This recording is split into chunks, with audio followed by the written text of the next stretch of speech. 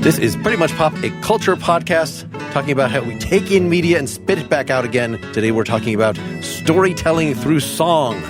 I'm Mark Linsenmeyer, and I know when to hold them, but not always when to fold them. I'm Erica Spires, pleading with women not to take my man through song since 2003. And I'm Brian Hurt, and I like pina coladas and getting caught in the rain, but more on that later. I'm Rod Picott. I am not here to break your heart with song. I'm here to crush it to bits. Ooh. Challenge extended. Rod, welcome. Thank you. Thanks for having me. Yes, folks can hear me talk with Rod specifically about his storytelling songs and actual songs with written short stories, actual literacy, not just a verse of stuff that us songwriters get away with.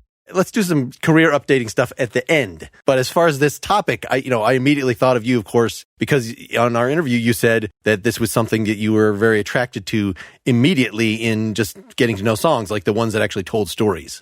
I mean, it always fascinated me from my childhood. There's such a huge range of story songs with narrative. And, sometimes they take place in a particular place and it's sort of somebody telling a story. It's sort of the narrator telling you the story. And I was always kind of fascinated as well with like these sort of pop songs that have very dark stories like Mac the Knife and things like that. You somehow wonder, like, how did they get on the radio?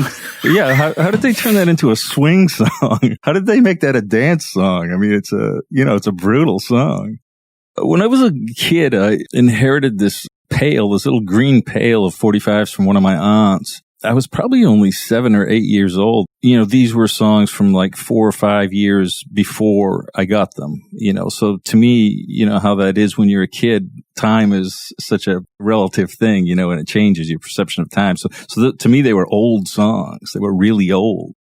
And a few great story songs were in there, like Long Black Veil, I think was in there, and Mac the Knife. And, I loved pop music, but I remember having a moment listening to a pop song. I can't remember whose song it is. Don't pull your love out on me, baby. Take my heart, my soul, maybe I'll just lay me down. Cry for 100 years. And the visual of that, maybe I'll lay me down and cry for 100 years. I remember that specific line and having this sort of emotional response to it and thinking, even as a kid, I was pretty astute in parsing out pop culture. And I thought, wow, like that song has a visual in it and has a little piece of a story. This guy is telling his story and it's really moving. It's really emotional. Of course, I was only 8 years old. So you have to take that into account. But the song, Don't Pull Your Love by Hamilton, Joe Frank, and Reynolds, a band name seemingly designed so you will forget it.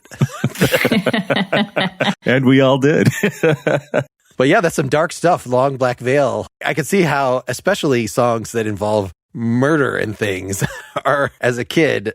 That's a huge segment. If you start thinking about story songs, you start thinking about narrative, that is an enormous chunk of the songs that make up that group of songs are murder ballads, Knoxville Girl and Mac the Knife and even Hurricane by Bob Dylan. It's a crime story, essentially. I mean, he's trying to right a wrong there, but a lot of those stories, a lot of the most compelling ones to me have a dark side to them. It's interesting how sometimes, like Long Black Veil, the music and the performance mirrors, and there's a lot of different versions of it, but I specifically think of the Johnny Cash version. It mirrors the lyric and it sounds like the lyric, if you know what I mean. So it's in a setting that makes sense. But then you have these other ones, like I said before, like Mac the Knife, like that makes no sense at all. The way he swings that and the way the band just, so it's kind of interesting. There's a huge range there.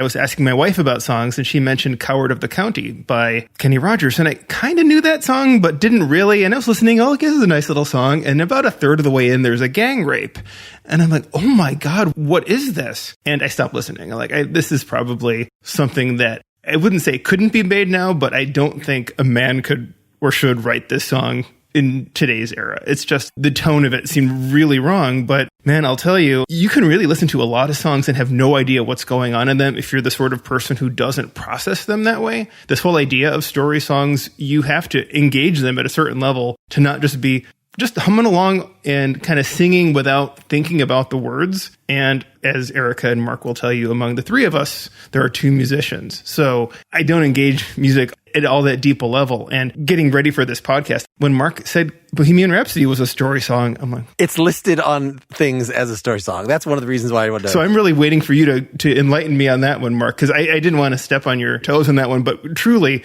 this is something that I think there does require a bit of willing participation by the consumer to process the narrative and not just go along with the music as sort of a background sound. I think it's also difficult to tell sometimes what's the difference in a story song and then just kind of a character study, right? Some people might think a story song could be anything that has a narrative, but that's so many songs, like you were saying, Rod. I think one of the first times I was probably aware of a story song outside of Mac the Knife, which I also grew up with, my parents would always play that, was The Leader of the Pack. I'd completely forgotten about it until you were just talking about older songs. Like, that song was so dramatic as a kid. I remember as a 7-year-old little girl listening to that, just being devastated for this fake story of this guy and girl who couldn't be together, and then he died. And that one is hyper dramatic, right? It's not just sung. There's full dialogue sections. There are motorcycle sounds. Yeah. Yeah, actually, right. Yeah. Actually, it's manipulation in a way, isn't it? It's a manipulation of sort of that youthful understanding of how you perceive love and dedication to the person that you love. There's a kind of manipulation going on there that makes it sort of more pop music than really a story song. But it is a story. There's a complete narrative. Yeah, there's a whole story there.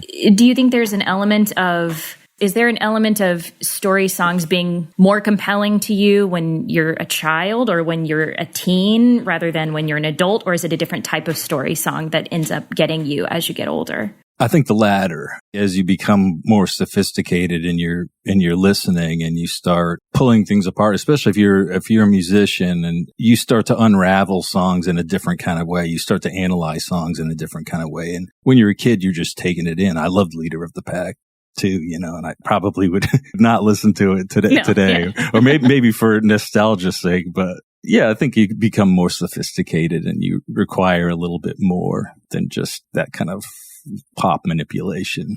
Well, and also as someone who writes from this perspective yourself, and, Brian is a short story writer who yet claims to be deaf to music. So I wanted to get these different takes on this of, when we talked, you were very definite about some musicians, they just want to play music. And so they write songs because they want something to sing.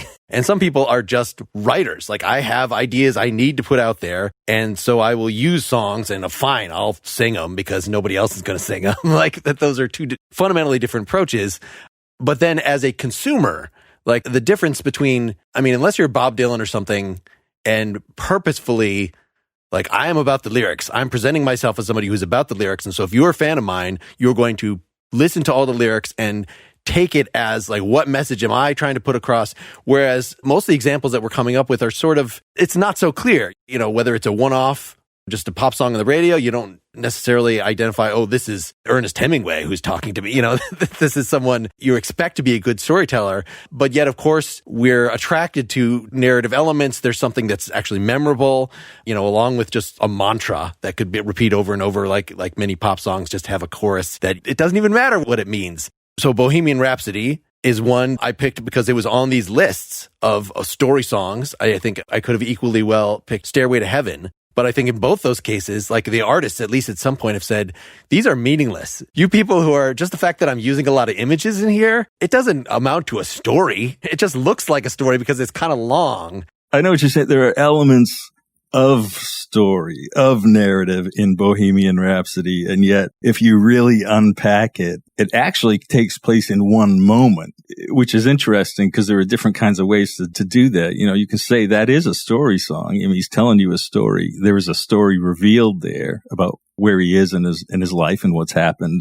And yet it really actually takes place just in one moment. He's in the moment of, they're not that specific. He's in a courtroom or wherever, but it's in the same place, if that makes sense. Like, the song doesn't travel, as opposed to like Hurricane, which I printed out and poured over the lyrics, where it goes immediately in. You know, the first line, pistol shots rang out in the ballroom night. Enter Petty Valentine from the upper hall. She sees a bartender in a pool of blood, cries out, my God, they killed them all. In 4 lines, he's got characters. The story is developing. He's put you in a place. Like, you have all that in the first 4 lines, which is quite amazing. Thanks for mentioning that, Rod, because that kind of brings up a question I have. And I'm wondering whether the story song needs this song for the story to work. And reading lyrics gets sort of to whether that is true or isn't true. I mean, maybe the lyrics of The Hurricane work as a poem in some way, or the framework of a story, but without actually having the music, does it stand on its own, not as lyrics, but as an actual standalone story? And maybe that's an unfair ruler, and maybe it's not supposed to, but I'm really asking, should it or does it? What do you think, Erica? I mean, I have an opinion, but I'd like to hear what you think first. And I almost want to ask Brian, what do you think from from the standpoint of a story writer, right? Well, there's a natural response, and that's for me to ask Mark what he thinks. I will not punt this to another person. I think the standards are so much lower. Like, for a songwriter to display any sign of intelligence at all is like a bonus.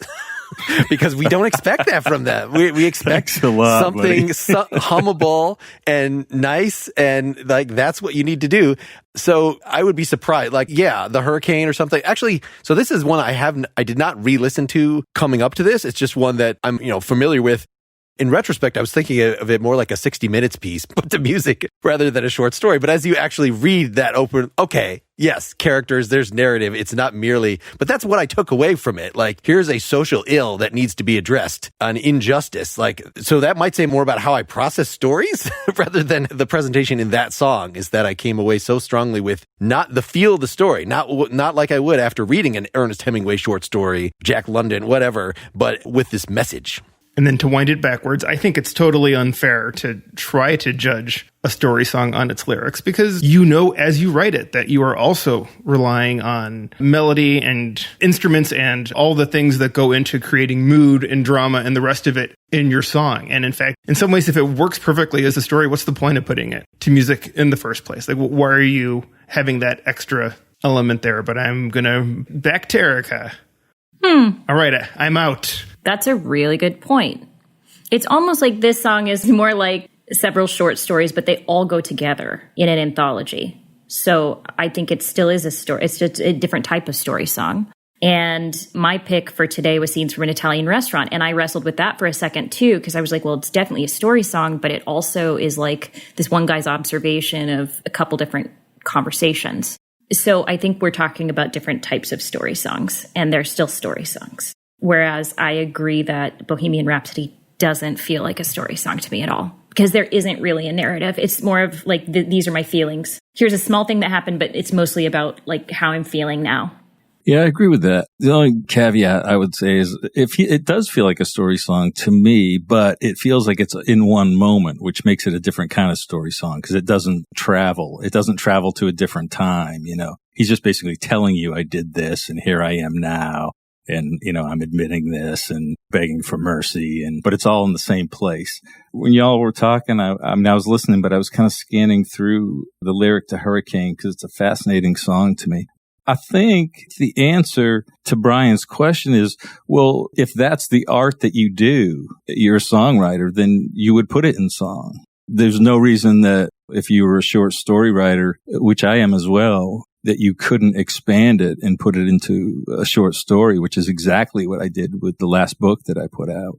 That was a really interesting process. The thing about songwriting and story that makes it a bit complicated, and the narrative song and the story song, is that there are a lot of shackles with songwriting. There's rhyme scheme, there's rhythm, there's, particularly with rhyme, it can be really tricky to make a story sound believable and, get it to rhyme at the same time. You can get easily boxed into a corner where you just can't find the right word to push the thing along, or that has the right feel for the song that you're writing. Would we also call these story songs? Is this just another term, a more modern term for what a ballad used to be called?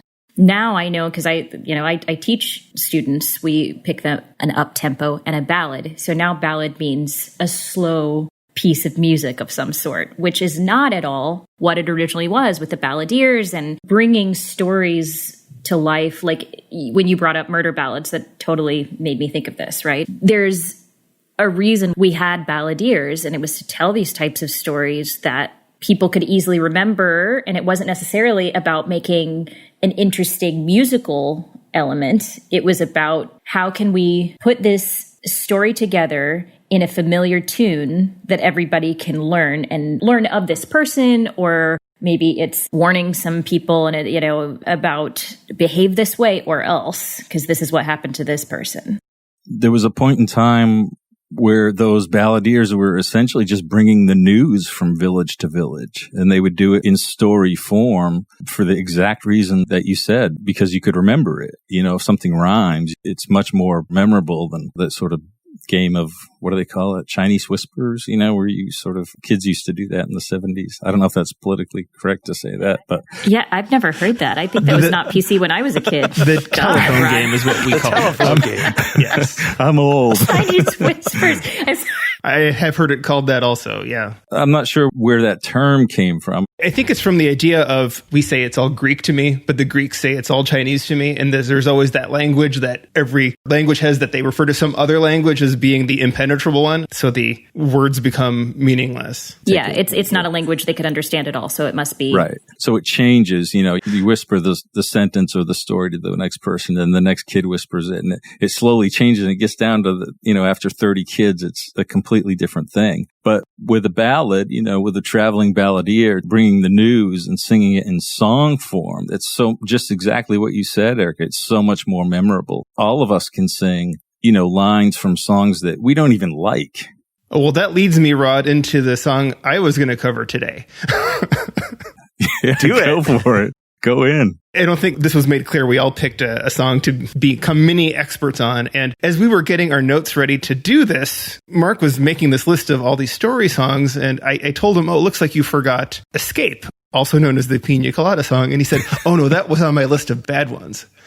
To which I said, well, all right, let's see about that. And that song is from 1979 by Rupert Holmes, and it's a very simple song. Rupert Holmes describes it as just this repeated vamp, and it's about a man who reads an ad in the personals because he's bored with his quote-unquote lady, which is just awesome.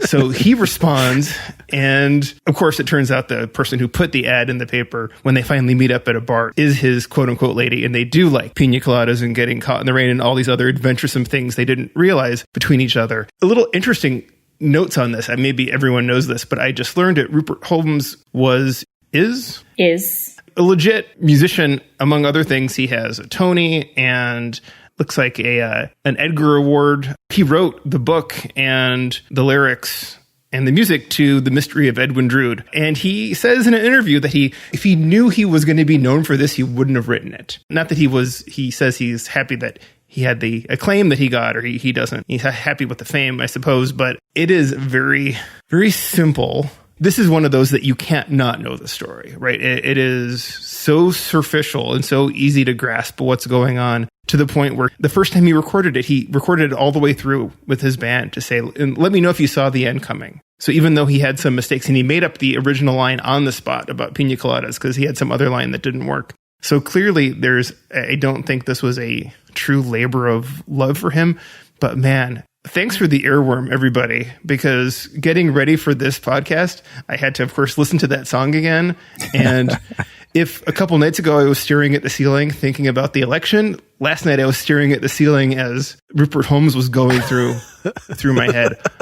Also, it's just one final tip. If you want to see a performance, or a quote-unquote performance, because I think it was all lip-synced, he was on something called Burt Sugarman's Midnight Express, if that rings any bells to anybody. He was on right after the Village People, taking their drink orders and bringing them pina coladas. So, man, what a trip to the late 70s, early 80s that was. Someone defend this song, because I can't. Well, it's a great piece of pop music. That's what pop music is supposed to do. It's supposed to get in your head and stick in there. It's a great production. His vocal is way out front in that production. And that's obviously intentional because they wanted you to follow that story. And, they had that it is almost like a short story, and there's that little twist at the end, which is sort of the classic, American short story thing, is to bring the reader to a place, and in this case, bring the listener to a place, and then flip it and stick that knife in. And so, it's a pop song, and it's easily digestible and easily thrown out, not easily forgotten. But it's also so set at a moment in time, which is really nice that we think of it as being part of the late 70s, to the point where it's even on Guardians of the Galaxy. It's Peter Quill. It's on one of his tapes, because when he's abducted from Earth, he has a Walkman and tapes of his mom's favorite music. So it's clearly so rooted in the past. The other thing I think is neat is that and you were talking, Rod, about how it's some of the challenges of telling a story, when the limitations of making a song. One of the issues is having to deal with the same chorus over and over again. And that's not how you tell a story, that repetition. And I know you mentioned in your podcast with Mark about how you can change things up in the podcast. I think you mentioned Paul Simon doing that. In that song, Escape, there's just a little twist. And so the first time we hear the chorus, it's, do you like pina coladas? And the next time we hear it is, yes, I like pina coladas. And so being able to at least make use of the chorus to drive the story forward, rather than just repeating the same lines to sort of have to tap your feet waiting for the story to progress itself. I actually had never paid attention until I read the lyrics for this podcast. You've never heard the song? I've heard it. I just never really listened to the lyrics. I'd only sung the chorus when that came up. It was kind of like that old SNL sketch when they were only singing the main parts of Billy Joel songs and stuff. Big shot, did ya, da da da da da, right? Yeah, right. Which is how most of us sing along to, classic FM radio in the car. Yeah, because you can't even understand the lyrics anyway. They're so buried in reverb. What about the paper towel version? I hadn't made the connection so explicitly before. We're just talking here about if it's a useful thing, as Rod was saying, for conveying information, going town to town, then of course the story song in particular is going to be especially useful in putting in commercials. The Hello Mata, Hello Fada. Like, I know the Granada, the car rental version better than I know the original. That would be Alan Sherman, My Son the Nut. Yes. That was... You guys are going deep now. Every Jewish house had that in their record player. Alan Sherman, yes. And I see that the Pina Colada songs was at least used for Bounty paper towels and Taco Bell. So, Erica, when you were talking about the different kinds of ballads, it really made me want to hear a Peter Cetera, David Foster Murder Ballads album, where I was trying to picture sings the nice love songs doing a 10-minute epic of some sort. Am I forgetting something? Is there a super emotional love song, but that yet is actually a 5-minute, at least, story song with a continuous? We got Pina Colada. It's all coming back to me now. Celine Dion. Okay. Wasn't that written by Meatloaf? Wasn't it? Jim Steinman? Jim Steinman. That makes perfect sense. Oh, right. The master of, and also Jim Steinman responsible for, what's the Meatloaf song? The Paradise by Dashboard Light, which is very much a story song and really disturbing. And as a man, I hang my head in shame at the misogyny that runs fully through that song. And I wonder about, Jim Steinman is incredibly talented, but I wonder if he got stuck in his adolescence somewhere and never got out, because he's got quite a few of those. One of my other guests on this show, or on both the other podcasts, but has not been on here yet, wrote a whole blistering essay on analyzing that song and exactly how messed up. Tim Quirk, brilliant guy. I will refer folks to his essay on that you could write a whole sociological treatise. But again, when you're often, maybe it depends on your style of literary criticism, but there's a difference between writing, I'm so intrigued by the story that you're telling, which might be a little ambiguous. Maybe it's songs let you maybe be more ambiguous than people would tolerate in a prose story. And so I want to write all these things. What does it mean? What does it actually mean? As opposed to, I want to psychoanalyze you because what you have admitted is a symptom of something, not a story. It's so clear, yeah. Hey guys, let's take a moment for a sponsor break. Okay, with Thanksgiving upon us, it's time to start watching Christmas movies. But what if you go to Netflix and discover your favorite Christmas classic isn't available? Well, lace up your walking shoes, because with ExpressVPN, you can virtually travel to any Netflix library in the entire flippin' world. See, ExpressVPN lets you control where you want sites to think you're located. You can choose from almost 100 countries, so just imagine all the Netflix you can explore. You want the movie Elf? It's on Australian Netflix. The Doctor Who Christmas specials? Those are on UK Netflix.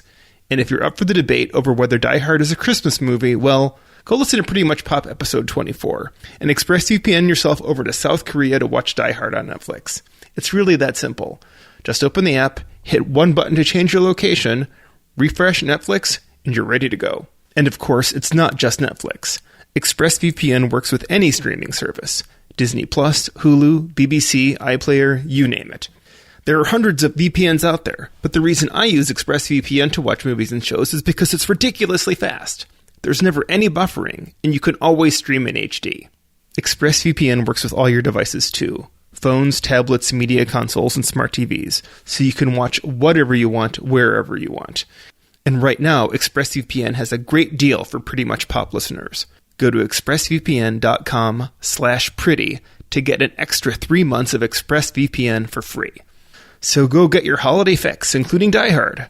For the record, it is a Christmas movie at expressvpn.com/pretty.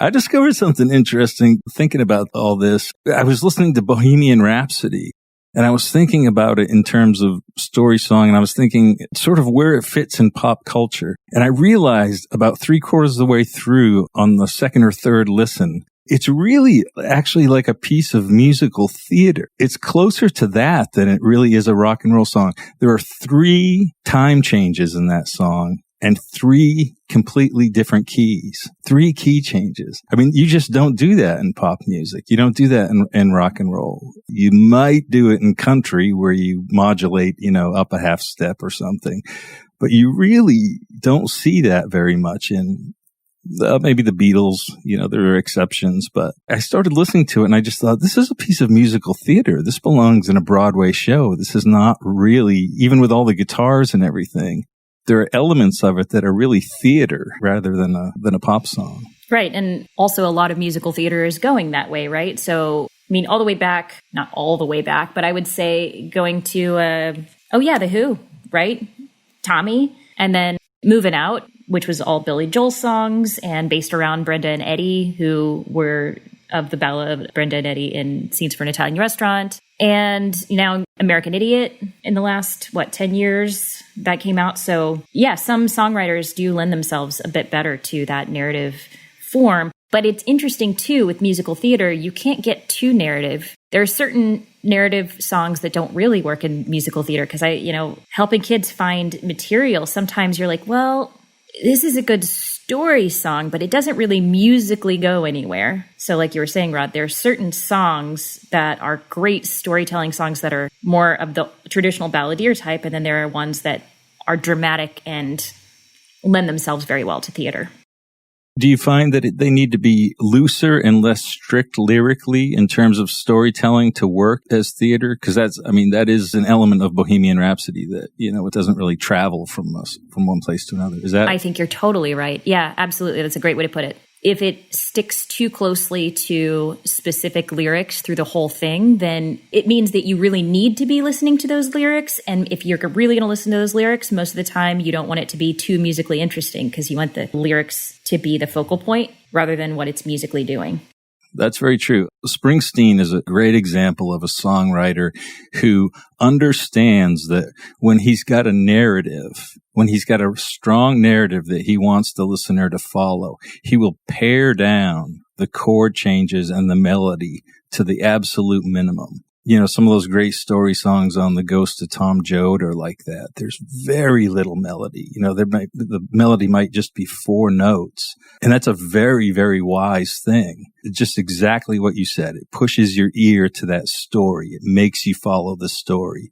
I've got an example in my own catalog that really was it was a mystery to me for a long time. When I first moved to Nashville, I had this song called Tiger Tom Dixon's Blues, which is about my great uncle who was a heavyweight boxer. It's a real narrative.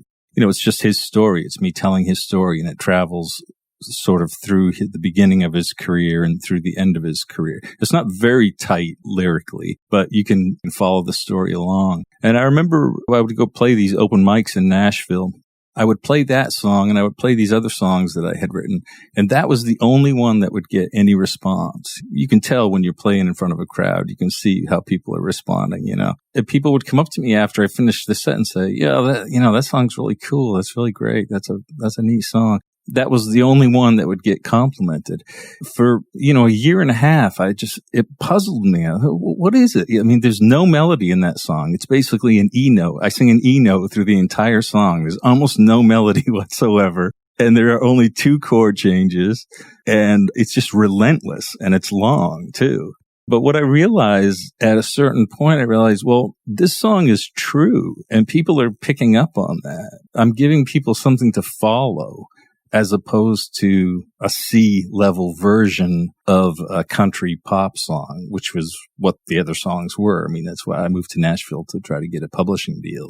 That was a revelation, really, that people would respond to something because there was truth at the center of it, even if it really had no melody or much musically going on. And specificity, right? Do you think that's part of it? Yes, absolutely. I hate to take the conversation back too much, but I wanted to clarify something that Rod said, and that was he mentioned Springsteen.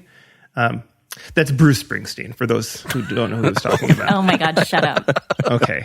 I was actually, when you brought that up, Rod, I was already Googling him because Erica had mentioned Billy Joel, and the missing piece between Bob Dylan and Billy Joel is definitely Springsteen. Like if you want to look at probably a direct line of influence on why they were writing those kind of story songs that Billy Joel was doing in the 70s, it's probably not straight from Dylan. It's through Springsteen. Well, has Springsteen actually been made into a Broadway musical? Oh, there's Springsteen on Broadway, which is him and his guitar telling the stories, doing exactly the thing that you do, Rod. The song that you were describing, like that is half of Springsteen's catalog. And this Broadway adaptation is not like, ooh, Born to Run sounds like a fascinating story. Let's make it into a show. No, it's just sit down and tell the damn stories, and sing the songs. And that's the most effective way. But there's a jukebox movie made out of it called Blinded by the Light, which gets us to this whole additional layer of storytelling songs, which is the visual element. And, we got into it a little bit already with musical theater, and that there's something visually happening on the stage. Well, things are being sung and acted, but really the advent of music videos and not people performing songs like Burt Sugarman's Midnight Express, but actual music videos.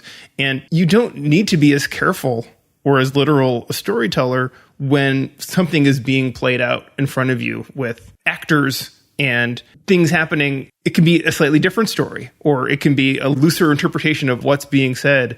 I wonder if that marked a turning point in ballads, or ballads in the larger sense of what we've been talking about, that they don't have to carry quite as much of the load in terms of telling a story. And as a result, are they less common, or do they not work as hard in general as they used to? Wow, that's interesting. I'm sure there was a time, music videos aren't not really a thing anymore.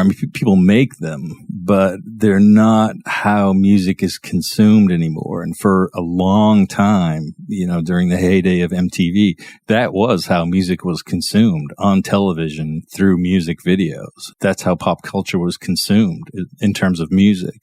That's a really good question. It's a really good observation. I'm sure some of the video directors had an absolute blast taking songs that really didn't have much of a narrative and designing a video around it, that told the story. I'm absolutely positive that happened. I do think of the Cars. I was in one of them. The Cars, you might think, one of my favorite songs as a kid, as being a story song about a man who's tormenting a woman and is riding on it's a fly, and then he's a bar of soap getting in Paulina Poroscopa's face.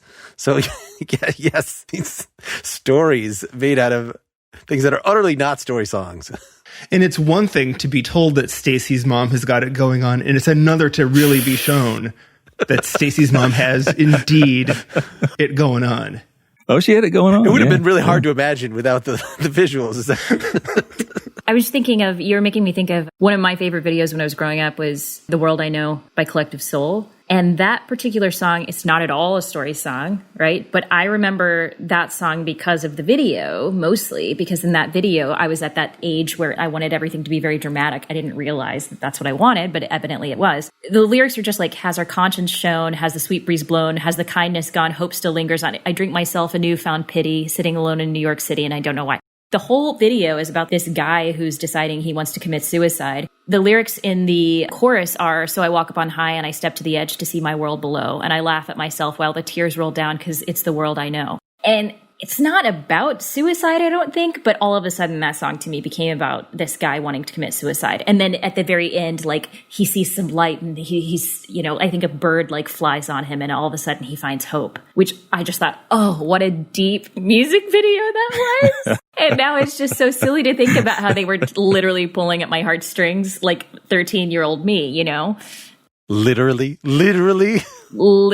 pulling my heartstrings. As much as heartstrings literally are a thing. As much as they exist. That's right. That's narrative through probably director's eyes rather than the lyrics themselves ever lending them to that story. That was just what I was saying. I'm sure there were directors that just had an absolute blast just taking this kind of nebulous or unclear lyric that sounded great, but wasn't as profound as it, right. sounded like it was. And just putting a story to it. I'm sure they had a blast doing that.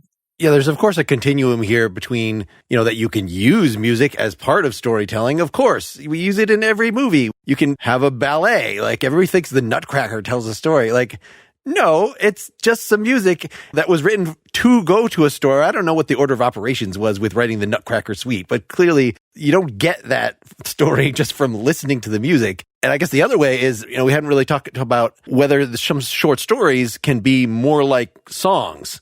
That the typical story song, a lot of things you might argue whether they're story songs or not. It's because, like you were describing, Rod, the Queen song was, it's a glimpse, it's a snapshot. But of course, there are famous short stories, like short stories, way better than a novel for this, of course, that really do just provide a glimpse, a snapshot. A lot of your own short stories, that parallel the songs were like, maybe something happens in it, but a lot of it is just like Secret Life of Walter Mitty is one I always think of just as where it's purely just like what's going on in this guy's imagination, a character study of this guy. And is that even a story? I guess clearly they're published in books of short stories, but it's not narrative. That's a great point. I mean, I think there are different ways to address it. I think it's still story because you're getting characters and you're receiving a situation. And there's just such a wide range of how it can be done where you fill in the story with your imagination, like a Famous Blue Raincoat.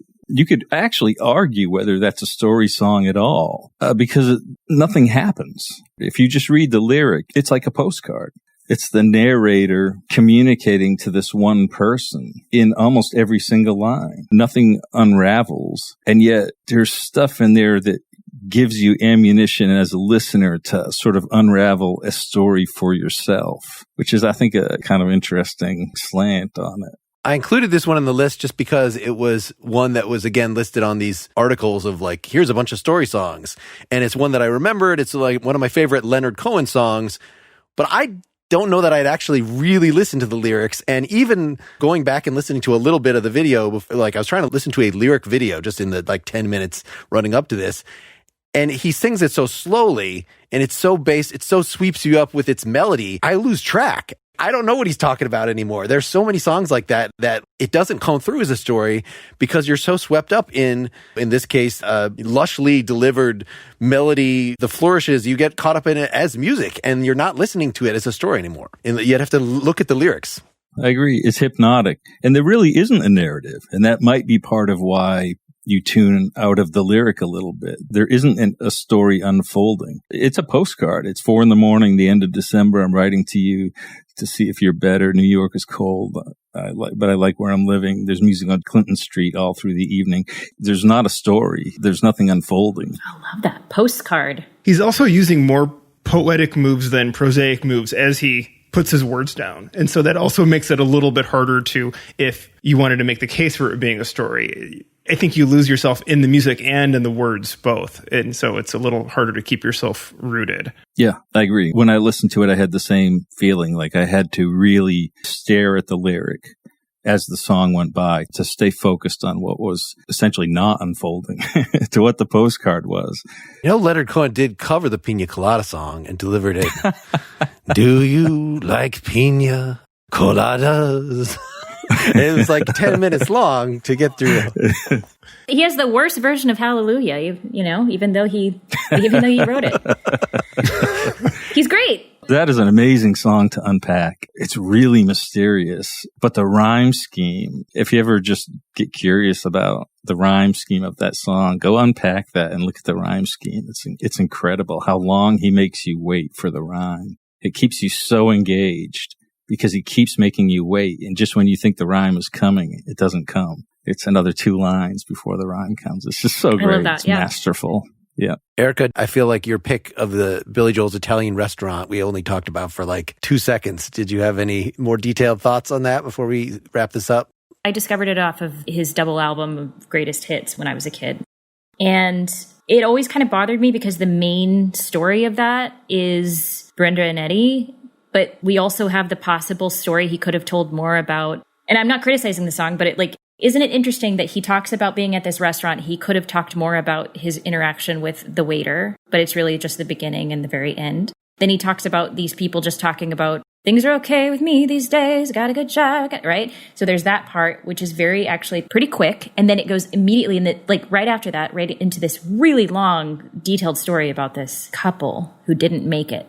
I've always thought it's strange, and it still fascinates me, and I love the song, but I always wanted more from the other parts of the story. It just feels off balance. It's the more sophisticated version of, I thought of Jack and Diane by John Mellencamp as one of the first things in this genre that always, even as a kid, bugged me. Sucking on chili dog, outside the taste of free.